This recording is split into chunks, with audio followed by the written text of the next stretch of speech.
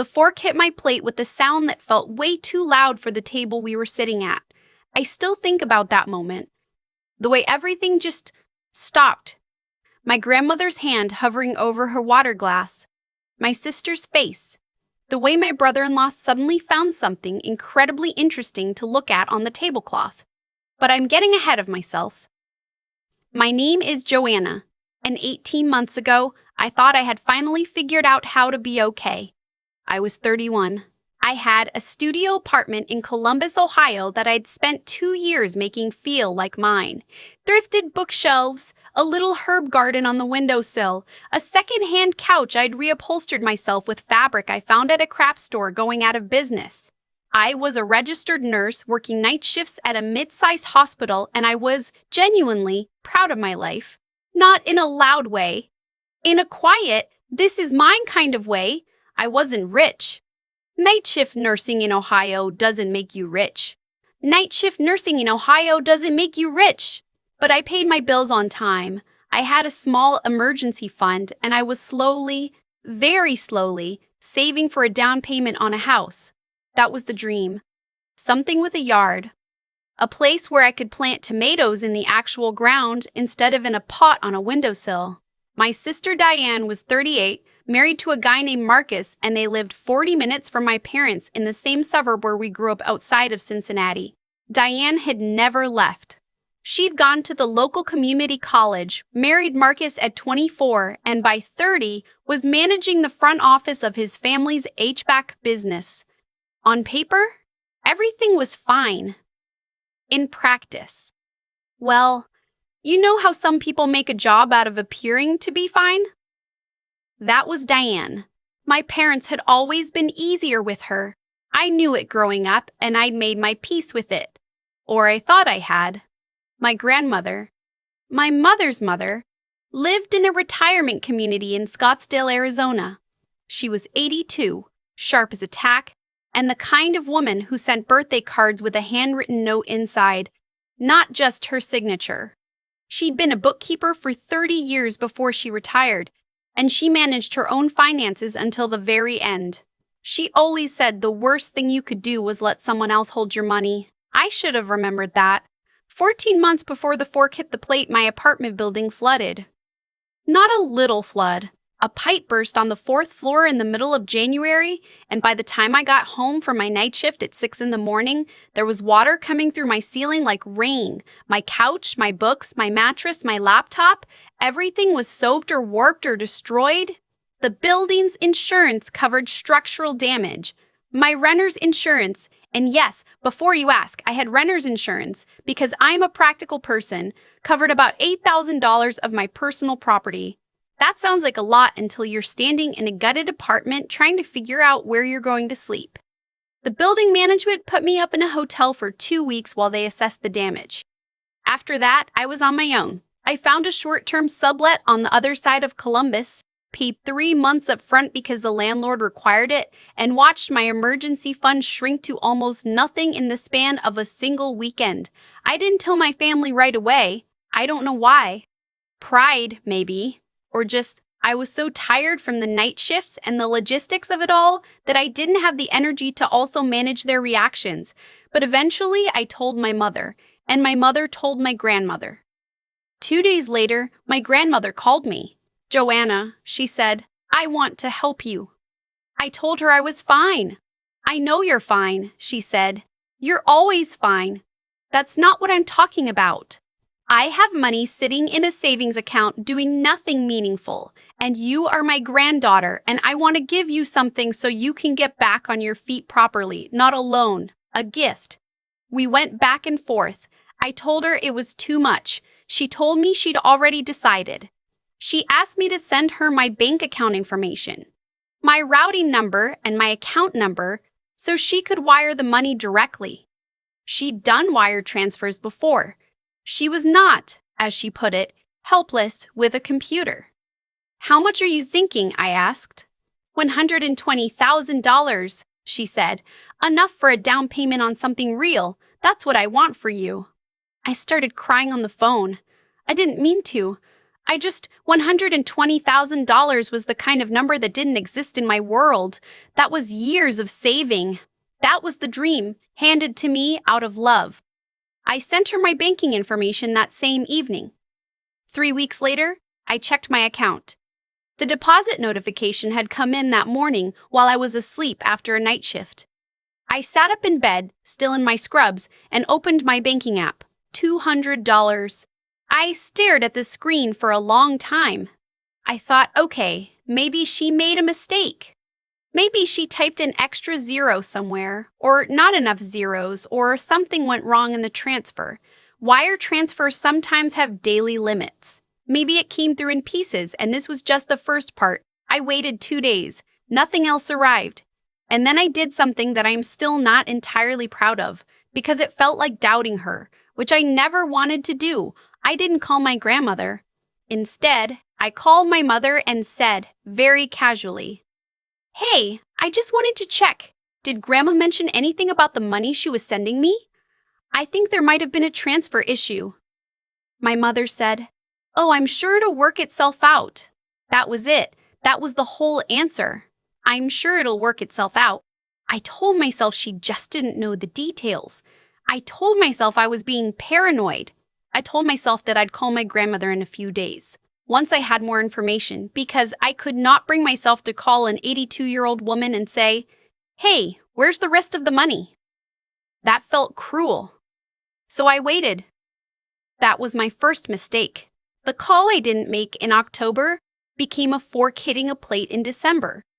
My family does Christmas Eve dinner together every year, rotating houses. That year, it was at my parents' house in Cincinnati. I drove down from Columbus on the 23rd, stayed in my old bedroom, and spent most of Christmas Eve helping my mother cook while my father watched football, and Diane and Marcus sat in the living room on their phones. Dinner was lasagna, garlic bread, the green bean casserole my grandmother had been making since 1987. My grandmother had flown in from Scottsdale 2 days before. She was seated at the head of the table, which was her rightful place, wearing a red cardigan and her reading glasses pushed up on her head. We were somewhere in the middle of the meal. Plates mostly full, wine poured, the comfortable noise of a family eating together. When my grandmother looked at me across the table and said, "Joanna, I've been meaning to ask, how is the new place coming along? Are you getting settled?" "It's good," I said. "Still putting things together, but it's coming along." "Good," she said. "And the money, did everything go through smoothly? The transfer?" I smiled. "Yes, thank you. The 1,200 really helped." The fork hit the plate. My grandmother set down her utensil with a very deliberate, very controlled movement. She looked at me the way she used to look at me when I was a child and had said something that didn't add up. 1,200, she repeated. "Yes," I said. I think there might have been a transfer issue, actually. I was going to look into it, Joanna." Her voice was quiet. "I sent you $120,000. The table went very still. I heard Diane put her fork down too. I heard Marcus cough.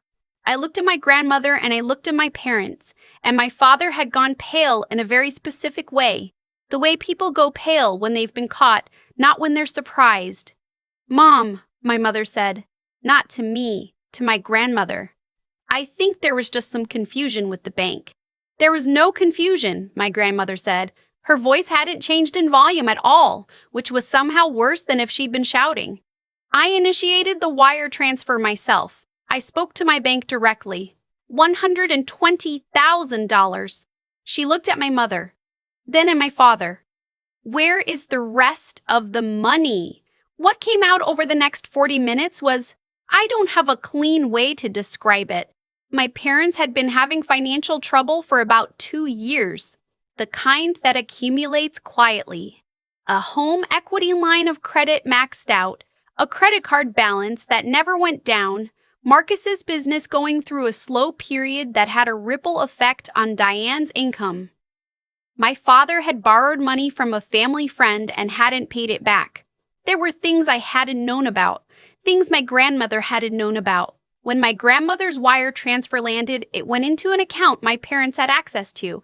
I later learned they'd convinced my grandmother to use an account that technically required a cosigner, some old joint account from years ago, the details of which I'd never fully understood.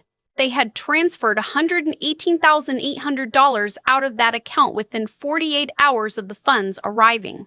They told themselves, and I am not making this up, because my mother actually said this at the dinner table on Christmas Eve. They told themselves they would pay it back before I noticed. We were going to pay it back, my mother said. We just needed time. How much time? My grandmother asked. Silence. How much have you paid back? More silence. So my granddaughter has been living in a sublet for 3 months thinking I sent her $1,200 while you had her money. My grandmother's voice was still quiet. It was the quietest the room had ever been, and none of you thought to tell her. My sister, I should note, was also in the room. Diane sat perfectly still through all of this. She didn't look surprised. She looked like someone who had been waiting for a thing to happen and was relieved, in a grim way, that it was finally happening. After dinner, what was left of it, I helped my grandmother into the living room and sat next to her on the couch, while my parents went into the kitchen and Diane and Marcus quietly gathered their things to leave. Did you know? I asked Diane as she was putting on her coat. She looked at me for a long moment. I found out in November, she said. I didn't know what to do. I nodded. I didn't trust myself to say anything else. The days between Christmas Eve and New Year's are strange in my memory. They feel compressed and endless at the same time. My grandmother stayed an extra week. She was the one who called her attorney on December 26th, not me. I was still in the phase where I didn't quite believe the thing that had happened was real, where I kept expecting someone to explain that there had been a misunderstanding, some error, some version of events that made more sense than my parents taking my money. But there was no other version. My grandmother's attorney contacted my parents formally. The $118,800 was documented, wire transfer records, account statements, the timestamp showing when the funds had been moved. My grandmother filed a report with her bank and flagged the transfers having been redirected without her knowledge. She also, separately, contacted an elder law attorney because what had been done, diverting money intended for a specific recipient, fell into territory that had legal names attached to it. I want to be honest about what I felt during this period, because I think people sometimes expect these stories to be clean. They're not. I was furious, yes. I was also devastated. These were my parents. I had eaten Christmas dinner with them the night before. My mother had made the lasagna she'd been making since I was 7 years old. I called my mother once, in that first week. I asked her to explain to me, in her own words, what she had been thinking. She cried. She told me things had gotten desperate. She told me she'd always intended to pay it back. She said she never thought I'd find out this way. At Christmas, at the dinner table, in front of everyone. But you thought I'd find out eventually? I asked. She didn't answer. So the plan was just, what? I would get the $1,200, think Grandma had some trouble with the transfer, and you'd slowly put the money back without me ever knowing you'd taken it? We were in a very difficult situation, she said. Mom, I said, I work night shifts. I lost everything in a flood, and you took my $118,800. She started crying harder. I said I had to go. My grandmother did not let it go. I say that not as a complaint. I say it because she was 82 years old and she could have, very reasonably, decided that this was too complicated and too painful and let it quietly dissolve into family history. She didn't. She told me, sitting at my parents' kitchen table in late December while the attorney's letters were being drafted, this is not about the money. It is about the fact that they looked you in the face every time they saw you and said nothing. She was right. That was the part I kept coming back to.